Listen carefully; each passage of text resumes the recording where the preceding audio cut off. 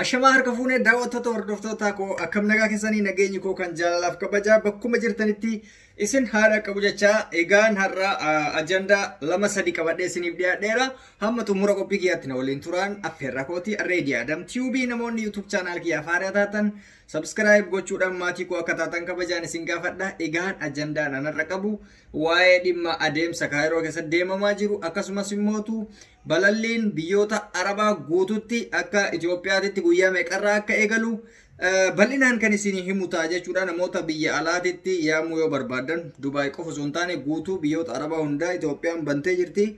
Guyyaa murtaa'ee fi yoomirraa akka ta'een isin hima. Hamma xumura qophii kiyyaatti na waliin turaan affeerraa gooti. Inni jalqaba irratti namoonni hedduu gaafii na gaafataa turtanii gaafiin isin na gaafattanis akkamii waa'ee Kaayiroo keessatti dubbatamaa jiru kun hangam qabatama hangam dhugaadha naan jettanii namoota na gaafataniif deebii gabaabduu kennuun barbaada. Maaliif nama kabaju jechuun nama waan namni gaafataniif deebii kennuudha. Waa'ee abduu seetirraa waan dubbatamaa jirutu jira. Ani garuuyyuu akkuma si kana akkuma nama kamiittuu social media irratti argee hin dhukkubsata kan jedhamullee media irratti argee qaaman gaafachuuf yaalullee garuu deemee hin gaafanne.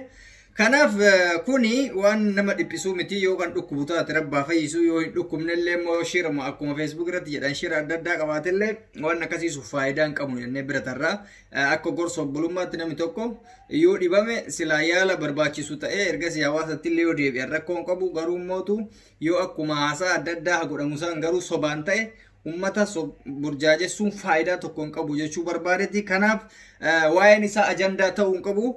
Kuni nama dhuunfatti yoo dhugumaan dhukkubee rakkoo hin qabu rabbi kadhataniif yoo hin dhukkubne mootu homaayyuu miti akkasitti bira dabarfamuu qaba. Namni baay'eetu jira kan irraa dubbatamuu hin barbaachisu.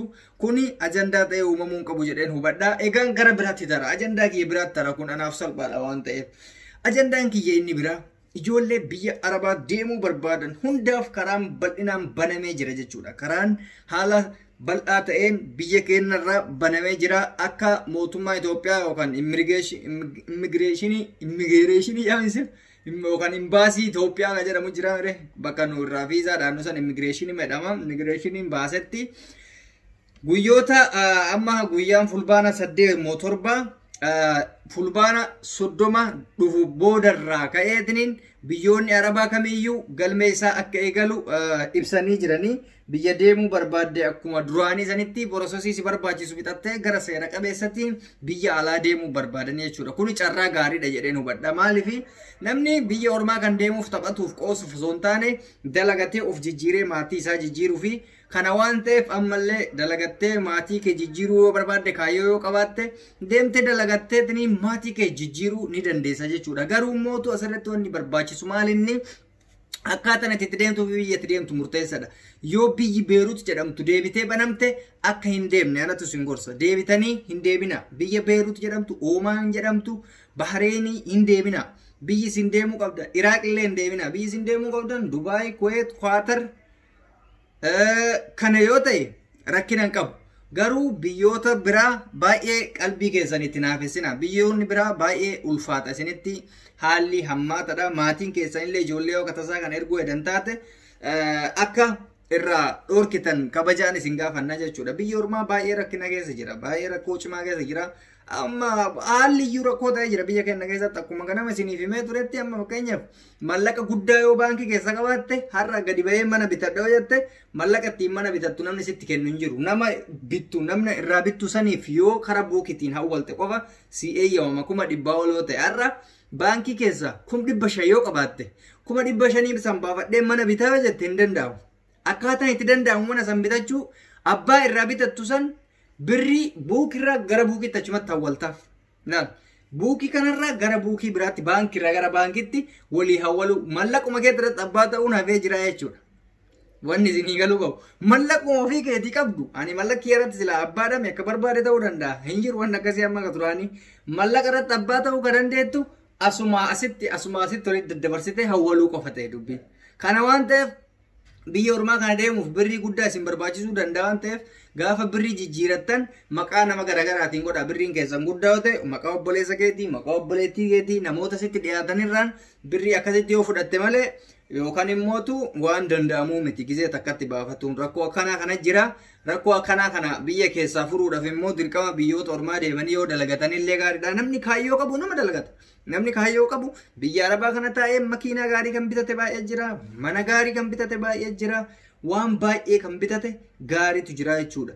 Garuu biyyuma alaa deemtee akka nama kaayyoo hin qabne akka miidiyaa irratti argaa jirtan kana waan argite taate baalagee taate arraba miidiyaa makanarra baatee amma laal namni maqaa ol nyaataadhaan sooshaal miidiyaa kanarratti waan adeemsifamaa jiru mataa si nyaataa jechuudha. Nama kaayyoo dhabee mallaquma namaa qofa adamutu jira akka hoolatti fiigetu eessumaan mallaqa ijoollee tanaa nyaadhu eessumaan mallaqa ebaluu kanaa nyaadhu jedhee adi'a. Dafqanii fiduudha dafqanii amma fakkeenyaaf waan inni isinitti haasa'u kun lafaa taa'ee haasa'an jiru dafqee isiniif fidaa dhala fuuraas argiteemi maaliifi isiniifis yaada dabarsaa ofis fayyadaa jechuudha. Si fayyadee ofis fayyada gorsa jechuudha. Waan hin taane illee si gorsuu hin barbaadu. Kanaaf hundi keetuyyuu waan kana of eeggannoodhaan maatii machee isinii miti namni deemu wannan isinii dhaamu kuni obboleettii akka tasaa biyyaa qabda ta'a. Obboleessa biyyaa qabda ta'a. Inni sun deemee akkuma anaa kanatti ofaa jijjiiru jettee yaada qabaatuu dandeessa waan ta'eef yaada kasinii minci jechuudha. Kun immoo waan gammachiisadha. Waan biyya keessatti teettee ijoollee barumsa fixxee teettu jira. Ijoollee barumsi jibbisiisee taa'utu jira. Namni baay'eetu sammuu isaanii taphaasaaca'ee biyya alaa cufame jechuudha. Maaliif?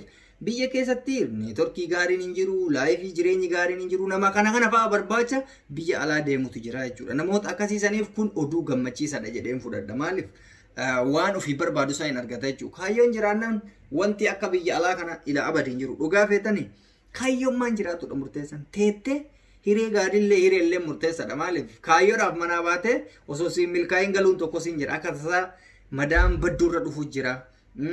Nama badaarra yookaan zarafamu jira. Dhiiran gowwoomfamanii nyaatamutu jira. Waan akkanaa kanatu jira. Waan akkasii sun akkas hin mudanneef kadhannaa waaqaa godhaatumaan akkasumas immoo tokko amantii keetitti gara laafummaa keetu si baasa waan ta'eef kaayyoo manaa baateef san gajjettee yoo dalagatte waa tokko rakkoon hin jiru jedha. Biyyi sirriitti isin deemuu qabdan jedhee an amanu yoo Suudi Arabiyaan jiraate deema. Suudi Arabiyaatti rakkinni tokko hin jiru. Dhugaa rabbiitti yoo hojii sitti ulfaate malee mallaqa nama dhoorgatu waan akkasii sun hin jiru. Suudi Arabiyaa kanatti waan akkasii sun hin jiru. Baay'ee gaariidha biyyi Suudi Arabiyaa sun. Ilaalcha addaa siin qaban. Hojii sitti baay'atu dhabuun sun iddiliikeeti. Garuu yoo hojiin sitti hin baay'anne biyyaan gaarraa ani madaamin ijoollee akkana goote jedhanii hin dubbatamne Suudii bicha arge. Suuditti madaamin ati tana gayaa taanan waa tokko uummata nagayaati jedhee namana garuu ani hin argine waan ta'eef amma biyyi badduun hin jirti. Kuweetii kanatti fooqirraa si darban. Kaatarii kanatti fooqirraa si darban. Dubaay illee garuu hin jiru waan akkasii baay'ee biyyoonni badaan akka Beerut fa'a nama qaluutu jira. Waa hedduu nama gochuutu jira. Biyyoota akkanaati miti kan isin deemuu qabdan. Silaa biyya Awurooppaa fi Ameerikaa deemtan jechuudhaaf kuni baay'ee qaaliidha mi'aadha. Gatii mi'aa si gaafata. Amma Kanaadaa kanan deema yoo jette ispoonsarri birrii $12,000 si gaafata. $12,000 jechuun birrii Itoophiyaatti fagoo. Inumaa deemuus hin barbaachisu. $12,000 san qabaatte biyyuma ormaa sanuu wanni deemtuuf hin jiru. Sunuyyuu si jijjiiruu danda'a, si fooyyessuu danda'a jechuudha. Sini galee kanaaf baay'ee ulfaata. Kuni namatti ulfaata. Inni biraa maal inni waa'ee gabaa gurraachaa irratti maallaqa gisee $1 ergattu. Maallaqni gabaan gurraachi maallaqa hojii dhaabuuf deemaa waan jedhamu wayii jira. Ololli laa inuma abadan abbammaan fedhe kana dhaabuu hin danda'u. Gabaa gurraacha jechuun addunyaatu itti fayyadama. Hawaaladha. Gabaan gurraachi dhaabata jechuun addunyaan daldala dhaabde jechuudha. Kuni holola miidiyaatirra yeroo tokko dhageeffattan eeggataa deema. Dhugaa isinitti fakkeessanii teenshina barbaaduuf isin sodaachisan. Akka isin onnoo ho'ii keessa galtan argitanii miira ho'ii keessa galtanii rifattan. Teenshina barbaacha akkasiisan ilaa abad hin dhagayina. Yoo dhageeffattanillee gara qabatamaatti miidiyaalee waan san jedhe jala dhayitan. Fakkeenya waa'ee mallaqa yoo ta'e Itoophiyaa Nigdi Baankii yookaan Commercial Bank of Ethiopia ka jedhu fa'aa deemtanii jala ragaa laallattan yookaan Oromiyaa International Bank ka jedhu fa'aa deemtanii ragaa laallattan. Waa'ee xiyyaaraa yoo ta'e Ethiopian Airlines ka jedhu jira. Waa'ee isaanii peejii isaanii jala deemtanii laaltan. Anaan fakkeenya waa'ee xiyyaaraa sanatti taase an dhugaa dubbatuuf osoo dubbatuuf deemtanii Ethiopian Airlines ta'etu san jalatti odeeffannoo an dabarsiisan dhugaa moosoba kan jedhu laaluu dandeessan.